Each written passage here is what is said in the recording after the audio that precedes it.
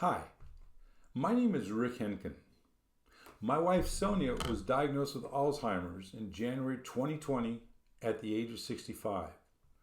I had seen so many family caregivers suffer emotionally, physically, and psychologically, sometimes to the point where their own health deteriorated faster than the loved one they were caring for.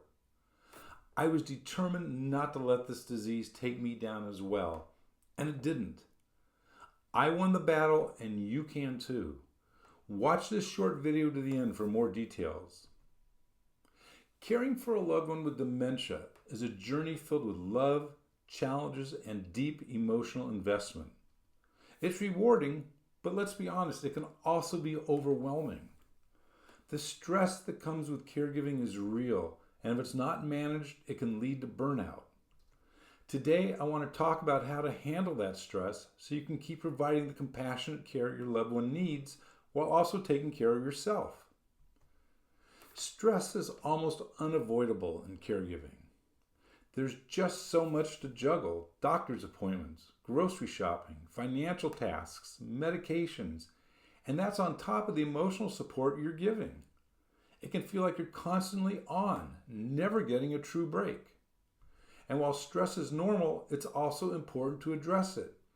If left unchecked, it can turn into burnout, that deep physical and emotional exhaustion that leaves you feeling drained, irritable, and even detached from the person you're caring for. Burnout is more than just being tired. It's a sign that something needs to change. The good news?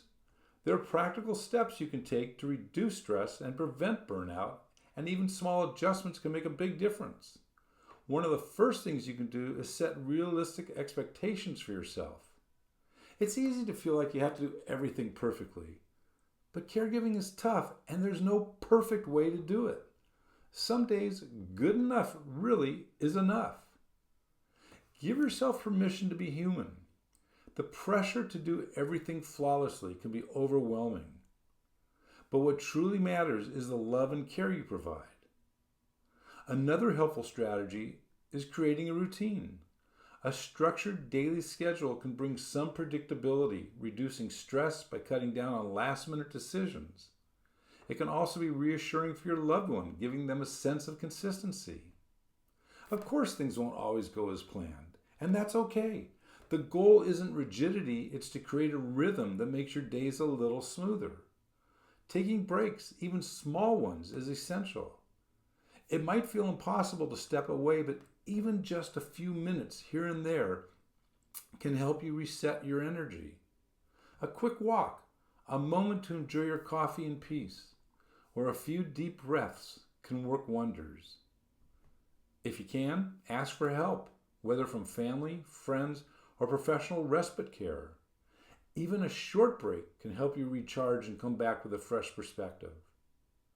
Mindfulness can also be a powerful tool for managing stress. It's all about bringing your focus to the present moment. When you feel overwhelmed, take a pause. Breathe in deeply. Hold for a few seconds, then slowly exhale.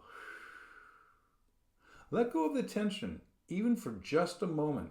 It may seem simple, but these small mindfulness practices can help build resilience over time, making stressful moments easier to handle. Reaching out for support is just as important. Caregiving can feel isolating, especially when it seems like no one truly understands what you're going through. That's why connecting with other caregivers, whether in a support group or an online community, can make such a difference. Talking to people who get it can be reassuring and help remind you that you're not alone in this journey. Setting boundaries is another key part of stress management. It's easy to feel like you have to say yes to everything, but that's not realistic or healthy. It's okay to say no to things that stretch you too thin. Setting boundaries isn't about shutting people out, it's about making sure you have the time and energy to care for both your loved one and yourself. And finally, self-care isn't selfish, it's necessary. And it doesn't have to mean extravagant spa days, though if that's an option, go for it. Self-care can be as simple as making sure you're eating well, getting enough rest, and checking in with how you're feeling. Just like you make sure your loved one's needs are met, yours matter too. Caregiving is a marathon, not a sprint. Managing stress, setting boundaries, and carving out moments for yourself aren't just nice ideas. They're essential for keeping you strong and capable of continuing the care you give. Taking care of yourself is part of taking care of them. You're doing an incredible job, and you deserve support and encouragement along the way. Thank you for being here today. Remember, you're not alone. There's a community that's here for you every step of the way. As promised at the beginning, Sonia's journey became the inspiration for a course I created called CaregiverMasteryCourse.com.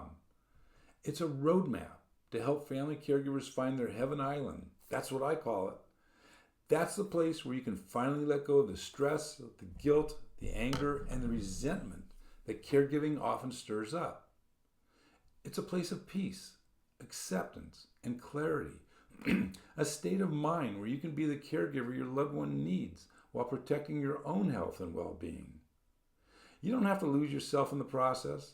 Instead of more scars, you gain the wisdom to navigate caregiving with strength and confidence. Click on the link or just go to CaregiverMasteryCourse.com. If you found this video helpful, please give it a like. Share it with someone who might need it.